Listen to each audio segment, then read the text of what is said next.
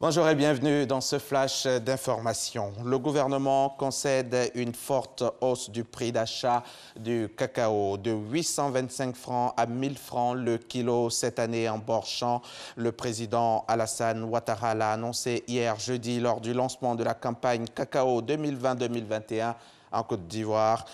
C'était lors du lancement à Yamoussoukro des Journées nationales du cacao et du chocolat, rendez-vous annuel qui marque le coup d'envoi de la saison. Le reportage de Viviane Haïma à suivre dans le 13h.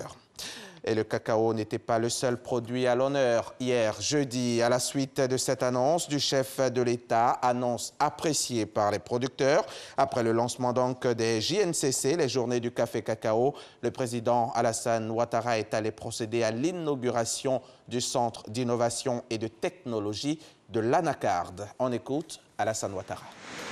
Je suis confiant avec la mise en place de ce centre et tous les moyens qui lui seront donnés, que nous allons très rapidement progresser pour atteindre 30 à 40% de transformation dans les années à venir. Je voudrais donc féliciter le gouvernement, Monsieur le Premier ministre, félicitations à vous, Monsieur le ministre de l'Industrie, et tous ceux qui sont dans la chaîne de mise en œuvre de ce beau projet.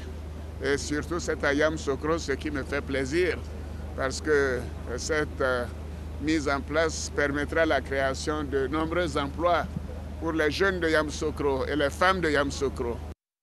Le président de la République a ensuite échangé avec les chefs traditionnels Akwe et les chefs Nanafoué sous la conduite, bien sûr, du directoire de la Chambre des rois et chefs traditionnels de Côte d'Ivoire. À ce niveau encore, il y a eu une bonne nouvelle, c'est l'adoption hier en commission de la loi organique portant composition, attribution et fonctionnement de la Chambre nationale des rois et chefs traditionnels. Nous y reviendrons dans le 13h.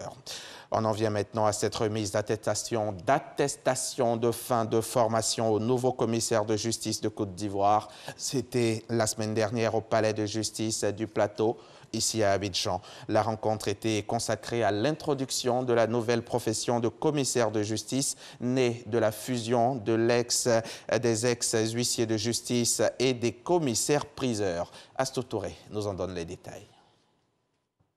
Ex-huissier de justice et commissaire-priseur, désormais en un seul corps de commissaire de justice. Une fusion qui consacre le démarrage d'une nouvelle ère pour l'instrument judiciaire en Côte d'Ivoire. Cette remise d'attestation marque la fin d'une série de formations initiées par Jules Yao Cissé, président de la commission paritaire, également premier africain au monde, fait médaillé d'or par l'École nationale de procédure en France pour ses actes au plan national et international dans la profession d'huissier de justice et officier judiciaire. Une série de formations qui ont abouti effectivement à la fusion effective de ces deux professions. Donc la loi a prévu qu'à la fin de cette formation, il faudrait délivrer la commission paritaire qui avait obligé de délivrer des attestations de mise à niveau pour que ces commissaires de justice sont vraiment désormais aptes à exercer toutes les attributions prévues à l'article 1er de la nouvelle loi. Occasion pour la représentante du garde des Sceaux, ministre de la Justice et des Droits de l'Homme, de féliciter et encourager les nouveaux commissaires de justice tout en leur rappelant la mission qui leur est assignée. C'est une fusion de professions, donc c'est une fusion d'attributions. Aujourd'hui, le nouveau corps des commissaires de justice, le commissaire de justice, a pour, entre autres attributions, de faire les actes de procédures judiciaires telles que les assignations, l'exécution des décisions de justice, les saisies, les ventes aux enchères. Il ne s'agissait pas juste d'une formalité, mais d'une réelle mise à niveau. Sur 423 élèves commissaires, 299 reçoivent leur attestation de mise à niveau pour exercer avec honneur, exactitude et probité la fonction de commissaire de justice. Au Mali, la charte qui va organiser la transition des 18 prochains mois a été publiée ce jeudi. Hier, jeudi 1er octobre, journal officiel. Le document tient compte d'une exigence primordiale de la CEDEAO sur les prérogatives du vice-président de transition, le colonel Assimi Goïta, chef de la junte.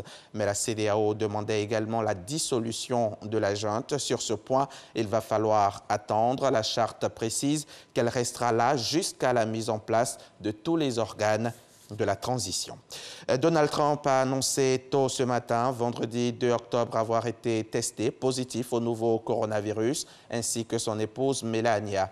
Donald Trump, qui brigue un second mandat lors de l'élection présidentielle du 3 novembre, avait dit hier jeudi s'être placé à l'isolement après qu'une de ses proches conseillères, Hope Hicks, a été testée positive au nouveau coronavirus.